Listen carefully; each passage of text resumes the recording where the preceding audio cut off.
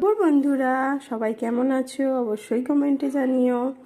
দেখো আজকের মেনু নিয়ে চলে এলাম। কি কি রান্না করেছি আজকে একটু দেখে নাও। প্রথমেই তো জানো গরম গরম ভাত, তারপর করেছি এই দেখো ঘুষো চিংড়ি দিয়ে, পেঁপে দিয়ে, আলু দিয়ে, পটল দিয়ে তরকারি। এই তরকারিটা খেতে কিন্তু খুব ভালো হয় ঘুষো চিংড়ি দিয়ে। ঘুষো চিংড়ি যাতে পড়বে তাতেই টেস্ট। দেখো কীরকম হয়েছে। আর করেছি এই দেখো উচ্ছে ভাজা, পটল ভাজা, আর হচ্ছে ঘুষো চিংড়ির বড়া। তা আজকের মেনুটা কেমন লাগলো জানাবে। এখন এর মধ্যে ঘুষো চিংড়ির বড়া হবে, মেখে রেখে দিয়েছি, ওটা গরম গরম ভাজা করে খাওয়া হবে। এটা আমার ছেলে খেয়ে যাবে বলে এখন ভেজে ফেলেছি। তা আজকের মেনুটা কেমন লাগলো অবশ্যই জানিও।